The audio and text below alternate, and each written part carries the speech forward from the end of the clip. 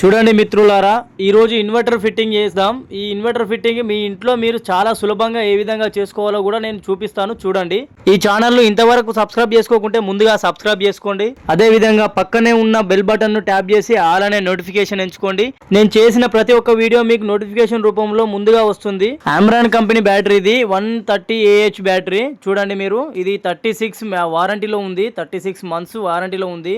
ఇది వచ్చేసి ఇన్వర్టర్. ఈ ఇన్వర్టర్ వచ్చి 850 వాట్స్.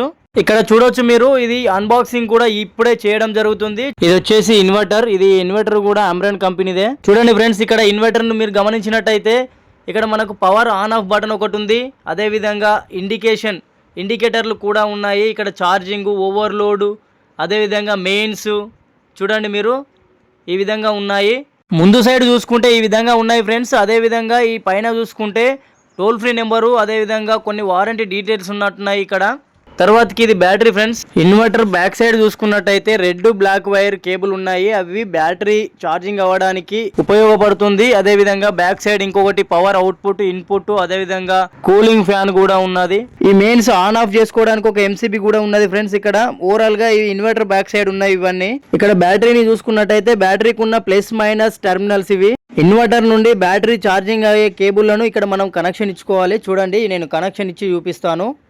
ఇన్వర్టర్ కు back side red black cable ఉన్నాయి చూసారా, అవి మాత్రమే ఇక్కడ కనెక్షన్ ఇవ్వాలి. రెడ్ వైర్ వచ్చేసి ప్లస్ దగ్గర ఇవ్వాలి. అదేవిధంగా బ్లాక్ వైర్ వచ్చేసి మైనస్ దగ్గర కనెక్షన్ ఇచ్చుకోవాలి. ఈ విధంగా నట్ బోల్ట్ బిగించుకోవాలి, టైట్గా బిగించుకోవాలి. Maximum స్పానర్స్తో బిగించుకుంటే better. ఇక్కడ మాకు స్పానర్స్ లేక కటింగ్ ప్లేయర్ వాడాల్సి వచ్చింది.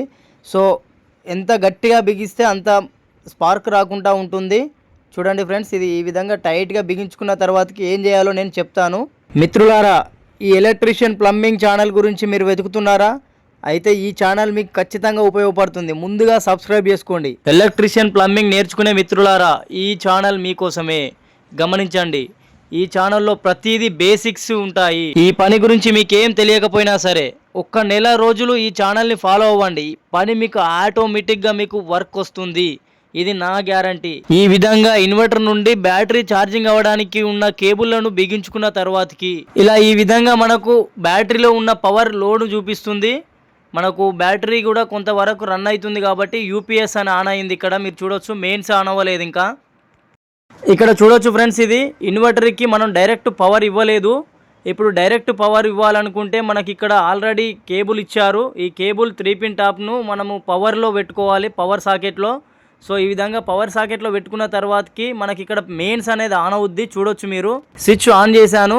ఇక్కడ మీరు చూసుకున్నట్టయితే మెయిన్స్ కూడా ఆన్ అయ్యిందని చూపిస్తుంది. ఇక్కడ చూడొచ్చు, ఛార్జింగ్ అవుతుంది. అదేవిధంగా మనకి ఇక్కడ ఇన్వర్టర్ అవుట్పుట్ ఏ విధంగా ఇవ్వాలో నేను చెప్తాను. చూడండి, ఏం లేదు ఫ్రెండ్స్, ప్రతి స్విచ్ బోర్డ్ నుండి మనకి ఏ లైట్కు ఏ ఫ్యాన్కు కావాలో ఆ లైట్కు ఆ ఫ్యాన్కు ఒక వైర్ కనెక్షన్ ఇచ్చుకొని ఈ ఇన్వర్టర్ దగ్గర దాకా ఒక్కటే కేబుల్ను తీసుకొచ్చి ఈ ఇన్వర్టర్కు ఒక సాకెట్ ఉంటుంది బ్యాక్ సైడ్లో. ఆ బ్యాక్ సైడ్లో రైట్ సైడ్ ఇవ్వడమే ఇన్వర్టర్ అవుట్పుట్ కనెక్షన్. ఇంతే ఫ్రెండ్స్. ఇక్కడ చూద్దాం ఫ్రెండ్స్, ఇది ఇన్వర్టర్ బ్యాక్ సైడ్ ఎక్కడ ఇవ్వాలనేది కూడా మీకు చూపిస్తాను. చూడండి కనెక్షన్, ఇక్కడ సాకెట్ అవుపడుతుంది కదా, inverter back side black colour socket ఇది.